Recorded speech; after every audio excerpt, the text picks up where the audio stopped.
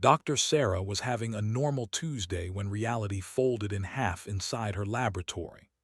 One moment she was analyzing protein sequences from the trade samples. The next moment the air turned inside out and something impossible stepped through. It wasn't a creature. It wasn't a machine. It was mathematics given form, a living equation that hurt to look at directly. The thing existed in more dimensions than Sarah's eyes could process, so her brain did its best to translate what it saw into something manageable. The result looked like a crystal made of light and numbers, constantly solving itself.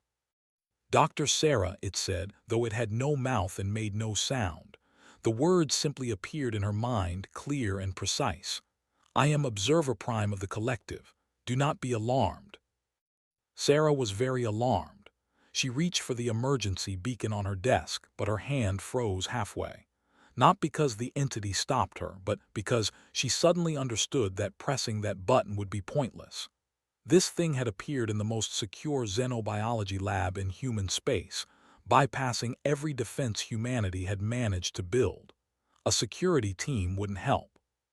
"What do you want?" she asked, proud that her voice only shook a little. "To deliver a finding," Observer Prime said. "My people have studied your species for 317 of your years. We began our observation when humanity achieved nuclear fission. This is our threshold. Any species capable of splitting the atom is capable of understanding what we are about to tell them." Sarah slowly lowered her hand from the beacon. "Tell me what?" The crystalline entity pulsed with colors that didn't have names. They exist across multiple realities simultaneously.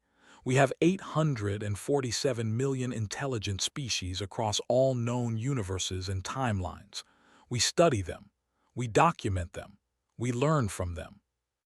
"That's wonderful," Sarah said carefully. "But why are you here? Why tell me this?" "Because humanity is unique," Observer Prime said. "In all our documentation across all realities, humans are the only species we have found that possesses true, unconditional love." Sarah blinked. Of all the things she'd expected to hear from an entity, that wasn't on the list. Unconditional love, that's what makes us special, not our art or our science or our ability to survive against impossible odds. "Those qualities are common," Observer Prime said. "Unconditional love is not. Other species experience pair bonding.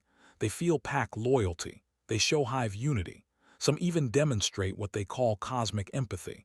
But all of these have conditions built into them: genetic similarity, reciprocal benefit, evolutionary advantage. They love because they receive something in return, even if that something is abstract." "And humans don't?" Sarah asked, skepticism creeping into her voice. "Humans can choose not to," Observer Prime said. "That is the difference. Your species has demonstrated the capacity to love when nothing is gained, when everything is lost, when logic and instinct both scream to stop. You love anyway. Not always. Not even usually. But the capacity exists." Sarah sat down heavily in her chair. Her computer screen still showed the protein data, a reminder that just minutes ago her biggest concern was whether she'd finish the analysis before lunch. "I need proof," she said. "You can't just claim something like this without evidence." "We have evidence," Observer Prime said.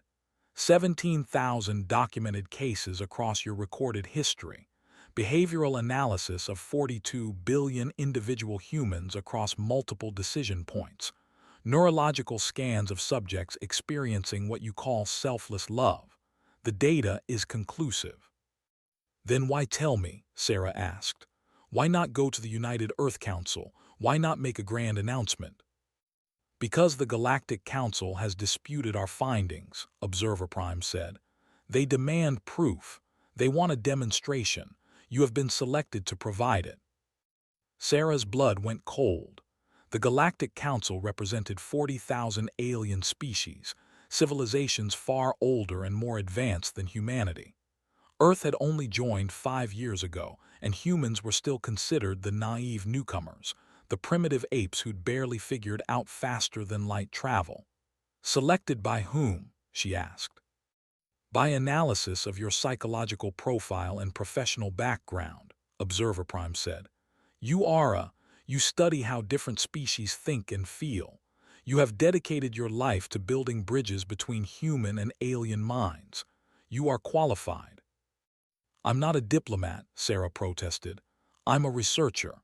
I study protein chains and behavioral patterns. I write papers that 3 people read. You are what humanity needs, Observer Prime said, and somehow the mathematical entity managed to sound final about it. The tribunal convenes in 7 of your days. You will present humanity's case. If you succeed, your species will be recognized as possessing a unique and valuable trait. If you fail, the council will dismiss the finding and humanity will be seen as either delusional or unremarkable. And if I refuse, then humanity loses by default, Observer Prime said. The do not interfere, we observe, we document, we inform. What species choose to do with that information is beyond our mandate. The entity began to fade, reality knitting itself back together around the space it had occupied. Wait, Sarah shouted. What am I supposed to do? How do I prove something like this? Observer Prime's voice echoed as it disappeared. Show them what we have seen. Show them what makes humanity different. Show them unconditional love.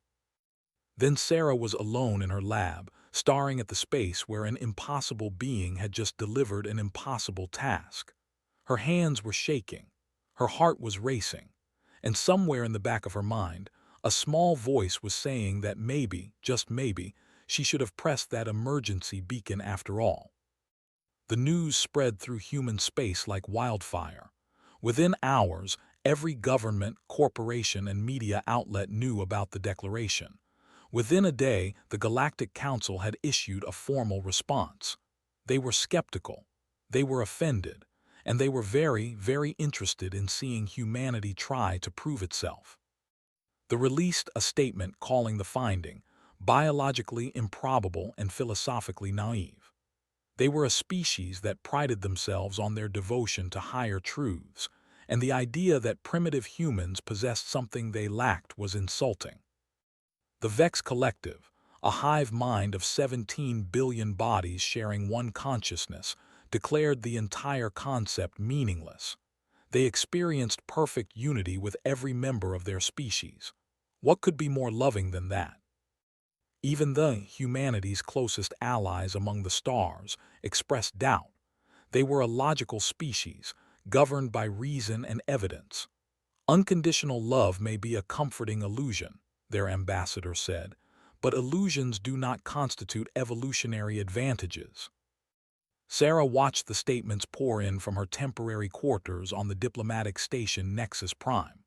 The United Earth Council had given her a team, 3 anthropologists, 2 historians, a neuroscientist, and a public relations specialist who kept insisting they needed to control the narrative. She didn't want to control the narrative. She wanted to understand it. What did Observer Prime mean by unconditional love? What separated it from all the other forms of affection and loyalty that existed across the galaxy? The night before the tribunal, Sarah couldn't sleep. She stood at the observation window of her quarters, staring out at the swirling colors of the Nexus Nebula. 40,000 species lived in this sector of space. 40,000 different ways of thinking, feeling, and existing, and somehow humanity was supposed to be unique. She thought about her own life. She'd loved her parents, but they'd raised her and supported her. She'd loved her partner, but they'd made her happy. She'd loved her work, but it gave her purpose. Where was the unconditional part? What had she ever loved that gave her nothing in return? The answer came with an uncomfortable clarity. Nothing. She'd never experienced what Observer Prime described. She'd loved conditionally her entire life, just like everyone else she knew. Maybe they were wrong. Maybe humanity didn't have this capacity at all. Maybe Observer Prime had seen patterns in the data that didn't actually exist, mathematical correlations that meant nothing in the messy reality of human behavior. Or maybe, Sarah thought as she turned away from the window, Maybe unconditional love was so rare because it was so difficult.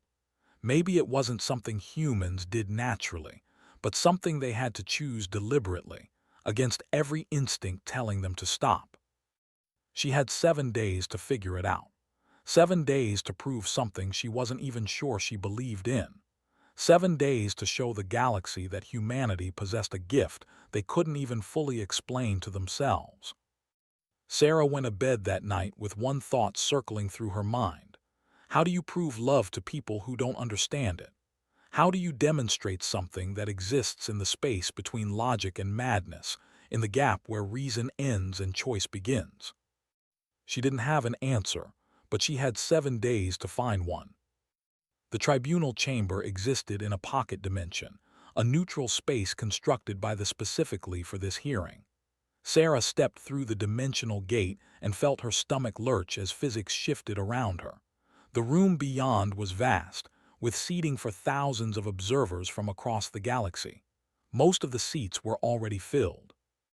At the center of the chamber stood a raised platform where Sarah would make her case. Surrounding it in a semicircle were the judges, 5 beings representing the major factions of the Galactic Council. The judge looked like a mantis made of stained glass. The Vex representative was a pillar of writhing flesh that occasionally sprouted eyes. There was almost human-looking, except for the silver skin and complete lack of visible emotion. The other 2 judges were species Sarah had never encountered before. Observer Prime floated above them all, a mathematical presence that watched everything and judged nothing. "Dr. Sarah," the judge said, its voice like wind chimes breaking, "you stand before us to defend an extraordinary claim. The assert that humanity possesses unconditional love, a trait allegedly unique across all known reality. We find this claim suspicious. Present your evidence." Sarah walked to the platform. Her team had prepared a presentation with graphs, neurological scans, and behavioral data. She'd spent 6 days reviewing thousands of cases, looking for the perfect example to start with. She ignored all of it. "I'd like to tell you about a mother," Sarah said. "Her name was Maria Santos. She lived in Brazil in the 21st century. She had 2 children, a son and a daughter." The judge's crystalline features shifted in what might have been annoyance. "Parental love is not unique to humanity. We have documented maternal bonding in 83% of studied species. This proves nothing." "I'm not finished," Sarah said. "Maria's daughter was born with a severe genetic condition. She would never walk, never speak. Medical experts said she would likely die before her 5th birthday. She had no awareness of her surroundings, no ability to recognize her mother, no capacity to return affection in any measurable way." "Evolutionary dead end," the Vex judge said, its flesh pillar rippling. "Resources should be allocated elsewhere. The mother's continued investment demonstrates poor adaptation." "Maria spent 30 years caring for," Sarah continued. "She fed her, bathed her, sang to her, never responded, never smiled, never showed any sign that she knew her mother existed. Maria received nothing back. No gratitude, no recognition, no evolutionary benefit, died at age 31 having never once acknowledged her mother's existence." "Then the mother wasted 3 decades, the judge said. "This is evidence of cognitive deficiency, not love." Sarah felt frustration building in her chest. "You're not listening." Maria knew couldn't respond. She understood there would be no reward. She loved her anyway. That's what makes it unconditional. She chose to love without expectation of return. "But she gained satisfaction from the act itself," the judge said. "Neural reward pathways activated, oxytocin and dopamine released. She received biochemical compensation.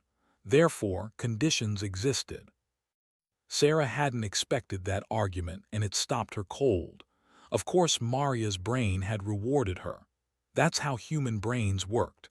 But did that make the love conditional? Was every act of love just a sophisticated transaction between neurons? "Let me show you something else," Sarah said, pulling up a holographic display. "This is Jonathan. In 2047, he volunteered as a foster parent for terminal children, kids who had months or weeks to live, who needed someone to be with them at the end. Pain mitigation services, the Vex judge said, provided by specialists across civilized space, compensated appropriately. Jonathan wasn't compensated, Sarah said. He did it for free. Over 20 years, he fostered 37 children. He knew every single one of them would die. He knew he would experience grief and loss 37 times. He did it anyway. Reputation enhancement, the judge said. His community would view him favorably. Social status increased. Condition identified. Sarah cycled through more cases. A firefighter who died saving strangers. A teacher who spent her fortune educating children in poverty. A doctor who treated patients in war zones without payment or protection. Each time the judges found conditions: duty, honor, social pressure, neurological satisfaction, some hidden benefit that explained away the choice. By the third hour, Sarah was exhausted. Every example she presented was dissected and dismissed. The alien judges weren't being cruel. They genuinely couldn't see what she was trying to show them. To their minds, every act of love was a transaction, even if the currency was abstract. "This is pointless," the judge finally said. "You have presented anecdotes and emotional appeals, but no evidence of true unconditionality. Every case contains hidden conditions. Every act of love produces some benefit, even if that benefit is merely the absence of guilt or the satisfaction of duty performed. Your species engages in cost-benefit analysis like every other. You simply dress it in prettier language." Sarah felt something break inside her. They were right. Every example she'd shown could be explained away by psychology, biology, or social science. Love always existed in context. It always had reasons, even if those reasons were unconscious. Maybe humanity wasn't special after all. Then she thought of one more case, one more story.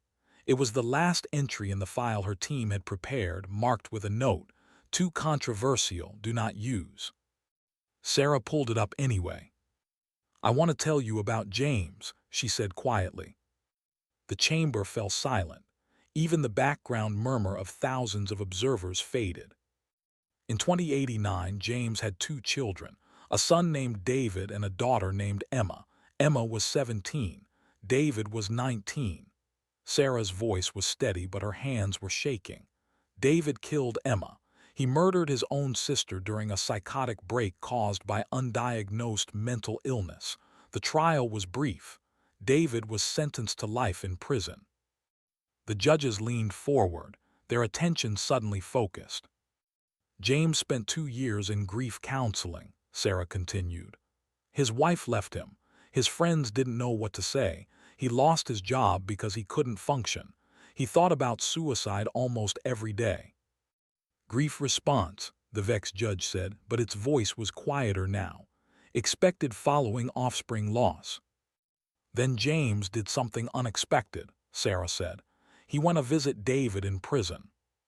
The chamber went completely silent. Not to confront him, not to demand answers or seek closure.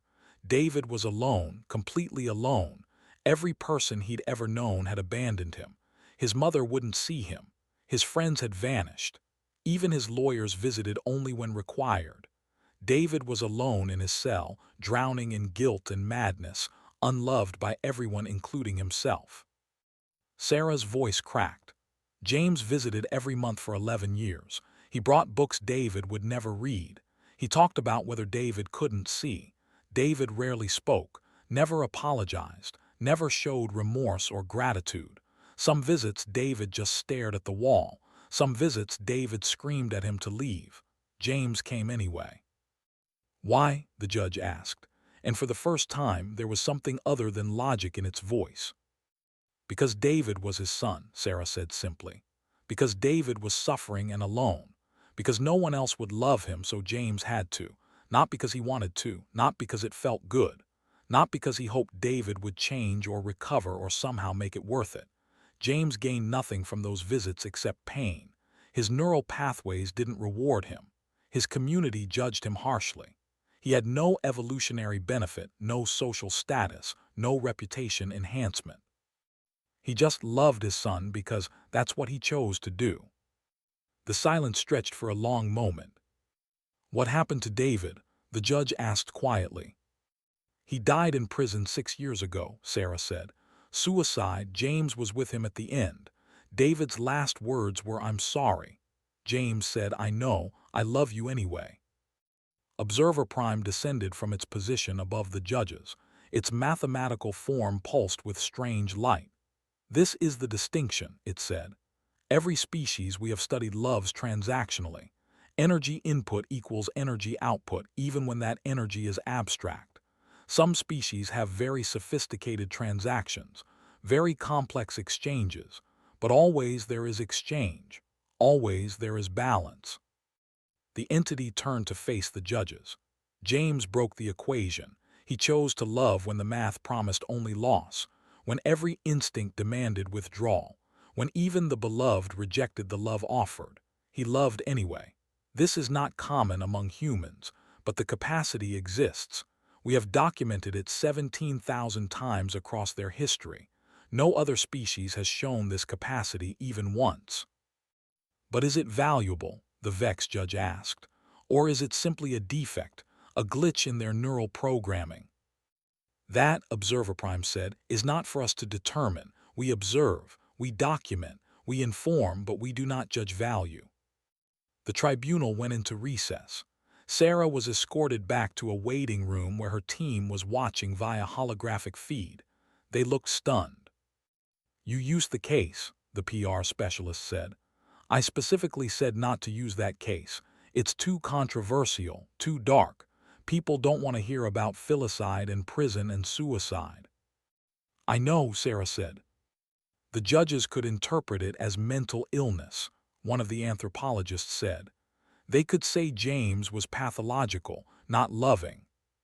"Maybe he was both," Sarah said. "Maybe that's the point." She sat down heavily. Her hands were still shaking. She told a story about the worst day in a father's life, about a love so painful it looked like madness. And she'd done it in front of 40,000 aliens who might never understand what it meant. But she'd done it because it was true. Because if humanity claimed to possess unconditional love, they had to show it at its most extreme, its most unreasonable, its most impossible. They had to show love that made no sense, that violated every rule of nature and psychology and common sense. They had to show love that loved anyway. The tribunal reconvened 2 hours later. The judges returned to their positions, but something had changed in the chamber. The background murmur of 40,000 observers had turned into heated discussion. Sarah could see beings from hundreds of different species arguing with each other, their translators working overtime to convert the debate into something approaching mutual understanding. The judge raised one crystalline limb and the chamber fell silent. "We have deliberated," it said. "We have reviewed the evidence. We have consulted with our respective governments and philosophical councils." Sarah's heart hammered in her chest. 7 days of preparation, 3 hours of presentation. It all came down to this moment. "We find the claim to be accurate," the judge said. Sarah's knees nearly buckled with relief, but the judge wasn't finished. "However, we dispute its significance." The relief evaporated. Sarah felt cold wash over her. "What?" "Humanity possesses unconditional love," the judge said, its silver face expressionless. "This has been demonstrated adequately, but the capacity is rare among humans. Your own evidence shows only 17,000 documented cases across your entire recorded history. Billions of humans have lived and died without ever experiencing this trait. It is an aberration, not a defining characteristic." The Vex judge's flesh rippled. Furthermore, humanity's history is filled with examples of the opposite: genocide, slavery, war, cruelty that serves no evolutionary purpose. If humans can love unconditionally, why do they also hate unconditionally? Why choose pain when they have demonstrated the capacity to choose love? Sarah opened her mouth to respond, but a new voice cut through the chamber. Because the capacity for one contains the capacity for the other. Everyone turned. In the upper observation deck, another had appeared. It looked similar to Observer Prime but darker, its mathematical form shot through with equations that seemed to subtract rather than add. Observer Null, Observer Prime said, and Sarah heard something like surprise in its voice. You were not scheduled to attend this tribunal. I am here to dispute the finding, Observer Null said. Its voice in Sarah's mind felt colder than Observer Prime's, more clinical. The capacity for unconditional love is irrelevant if the species rarely exercises it. Worse, this capacity may be evidence of defective neural architecture. A bug, not a feature.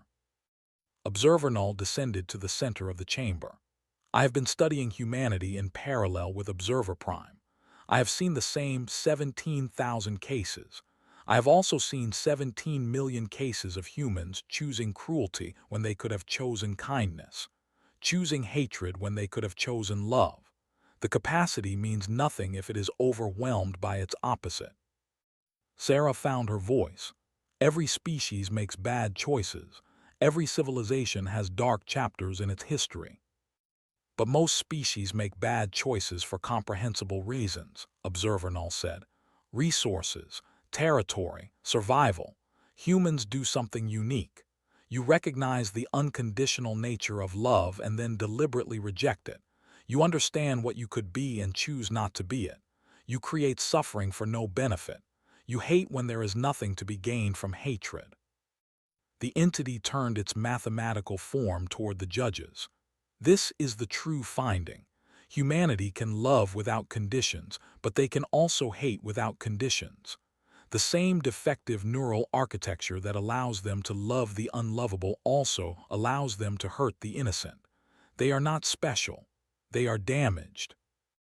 The chamber erupted into chaos. Thousands of observers began talking at once, their translators creating a wall of noise. Sarah stood frozen on the platform, her mind racing. Observer Null was right. Humanity's capacity for unconditional love existed alongside a capacity for senseless cruelty. The same humans who could love like James could also commit atrocities that benefited no one. Observer Prime moved to stand beside Observer Null. The two faced each other, mathematical forms pooling with incompatible equations. Your analysis is incomplete, Observer Prime said. You see defect where I see potential.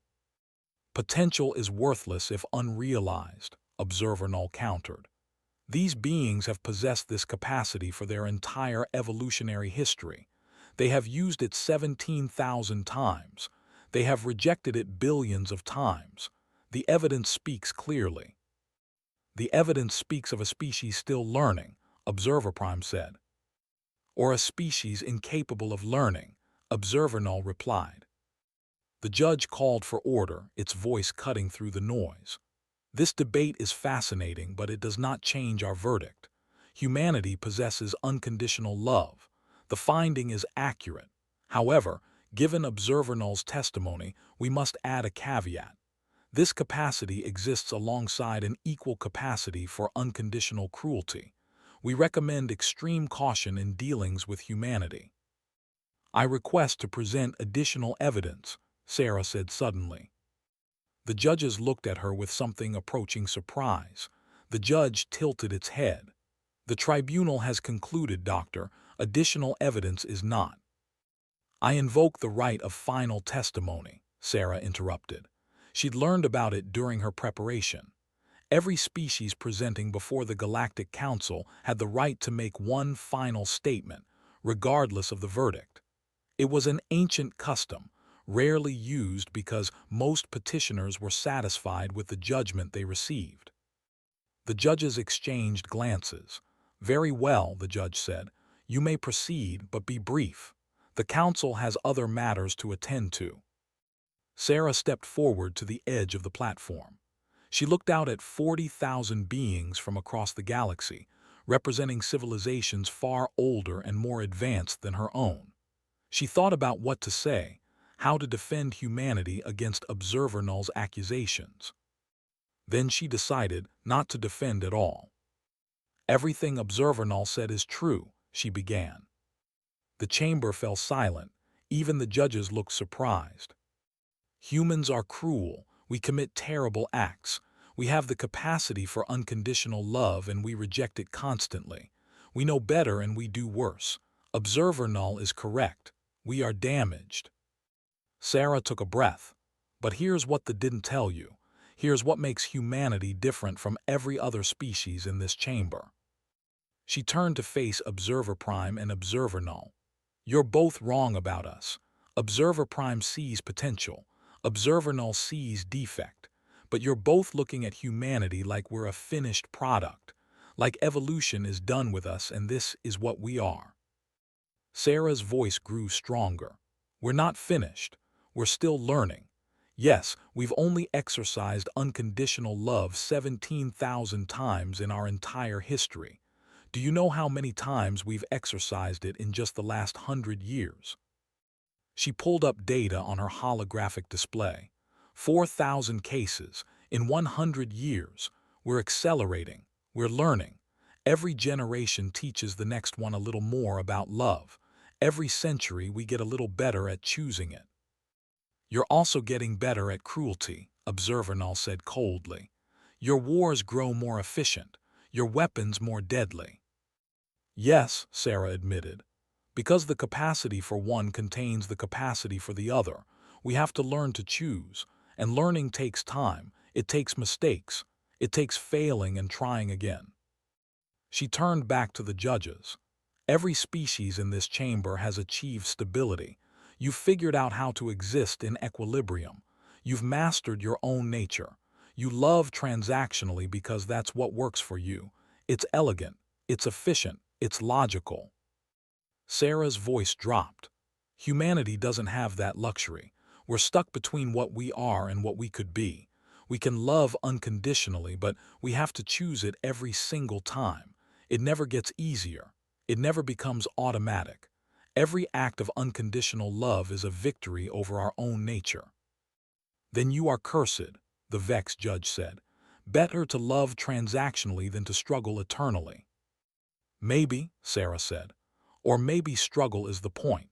Maybe the capacity for unconditional love only matters because it's hard. Because every time a human chooses it, they're choosing against their instincts, against their pain, against their fear." She looked at Observer Prime. "You said your people have spent billions of years observing consciousness across the multiverse. You're looking for species that can transcend transactional existence. You're looking for love that exists outside the equation." Observer Prime pulsed with strange light. "That is correct." "Then you understand what I'm saying," Sarah continued. "They are so advanced you exist across multiple dimensions. You can calculate probabilities across infinite timelines. You've mastered everything except this one thing. You can't love unconditionally because your mathematical nature demands balance. You observe us because we have something you want." The chamber went completely silent. Sarah had just accused the beings of nearly godlike power of envy. Observer Null moved toward her, its dark equation spinning faster. "You overstep, human. The do not want. We observe. We document. We inform." "Then why are you here?" Sarah challenged. "Why build this tribunal? Why spend 300 years studying us? Why care whether we succeed or fail?" Observer Prime floated down to Sarah's level. Its voice in her mind was softer now, almost sad. "She is correct, Observer Null. We must be honest about our purpose." The entity turned to address the entire chamber. "They have existed for billions of your years. We have achieved everything we set out to achieve. We have mapped the multiverse. We have documented consciousness in all its forms. We have solved nearly every mathematical puzzle existence offers." Observer Prime's form flickered. "But we are alone. We can empathize with other beings. We can understand their emotions intellectually. We can predict their behavior with near-perfect accuracy, but we cannot love them, not really, not in the way that requires unreasonable, illogical, unconditional devotion. We observe because we are searching, Observer Null said, and for the first time its voice carried something like emotion. We have found 14 species across all of time and space that showed proto-unconditional love. All 14 destroyed themselves before fully developing the trait. Humanity is the 15th. You stand at a precipice. You have the capacity, but can you survive it? Sarah felt understanding click into place. You're not just observing us. You're hoping we succeed because, if we do, it proves something is possible that you thought might be impossible. It would prove that unconditional love can exist at species scale, Observer Prime said. Currently, it exists only in individuals in rare moments of crisis or clarity. You have never built a civilization around it. Neither has any other species we have found. The question is whether it can be done. And if it can't, Sarah asked, then unconditional love is a beautiful impossibility, Observer Null said. A mathematical glitch that appears briefly in damaged neural architectures before evolutionary pressure eliminates it. You will join the other 14 species on the list of beings who could love perfectly, but chose not to. The Galactic Council judges were listening intently now. The judge spoke first. This changes the context of the finding. If humanity stands at a crossroads, the Council must decide how to respond. Do we nurture this potential or quarantine it? Quarantine, the Vex judge said immediately. Humanity is unstable. They possess capacities they cannot control. Better to isolate them until they achieve equilibrium or collapse. Nurture, the judge countered. If they believe this trait has value, perhaps we should help humanity develop it. The debate continued, but Sarah wasn't listening anymore. She was thinking about James sitting in a prison visiting room month after month, loving a son who couldn't love him back. She was thinking about Maria Santos caring for a daughter who never knew her name. She was thinking about all the small, quiet, unreasonable acts of love that happened every day across human civilization. 17,000 documented cases, but how many undocumented ones? How many people loved unconditionally in ways too small or too private to make it into the historical record? How many humans chose love over logic and never told anyone about it? I have a proposal, Sarah said, interrupting the judges' debate. They turned to look at her. We did not ask for proposals, the judge said. I know, Sarah said, but I'm making one anyway. The council is debating whether to quarantine or nurture humanity. I say you should do neither. Explain, the judge said. Sarah took a deep breath. Quarantine assumes we're dangerous. Nurture assumes we're children who need guidance. Both assumptions are wrong. Humanity doesn't need to be contained or taught. We need to be left alone to figure this out ourselves. You have already demonstrated you cannot figure it out, Observer Null said. Thousands of years of history show repeated failure. Thousands of years isn't very long, Sarah countered. You're an immortal being who exists across billions of years. To you, humanity looks stagnant, but we're accelerating. We're learning faster now than ever before. Give us time. Time is not infinite, the Vex judge said. Species reach equilibrium points or they collapse. Humanity is approaching such a point. The council must respond. Then let us make you an offer, Sarah said. Something crystallized in her mind, a decision that felt both insane and inevitable. Humanity will share everything we learn about unconditional love, every case we document, every technique we develop, every insight we gain. We'll share it all with the Galactic Council, freely and completely. The judges looked skeptical. In exchange for what? The judge asked. Nothing, Sarah said. The chamber erupted in confusion. The judge held up a hand for silence. Nothing. You offer to share vital information about your species' unique trait and ask nothing in return. That's correct, Sarah said. We'll help you understand unconditional love. We'll teach you what we learn, and we'll do it whether you reciprocate or not, whether you lift the quarantine or not, whether you accept us into the galactic community or not. We'll help anyway." "That is illogical," the judge said. "That's the point," Sarah replied. "You want to know if humanity can exercise unconditional love at a civilization scale. Watch us. We're choosing to love the Council even though you might reject us. We're choosing to help even though we might gain nothing. That's what unconditional means." Observer Prime pulsed with bright light. "This is the demonstration I hope to see." "This is a diplomatic strategy," Observer Null said coldly, "calculated to generate goodwill. Conditions exist." "Maybe," Sarah admitted. "I can't speak for all of humanity. Maybe some humans will support this offer because they hope it benefits us. Maybe I'm making it because I want to prove something. Maybe there are hidden conditions I'm not even aware of." She looked directly at Observer Null. "But here's what I know. Even if the Council votes to quarantine humanity permanently, even if you decide we're too dangerous to ever interact with again, I will spend the rest of my life documenting cases of unconditional love and sending them to you. Not because I expect you to change your minds, not because I think it will benefit humanity, but because you asked to see it and I choose to show you." Sarah turned to face the entire chamber. "That's my final testimony. Humanity is damaged. We have a capacity we barely understand and rarely use. We're inconsistent. We're cruel. We make terrible,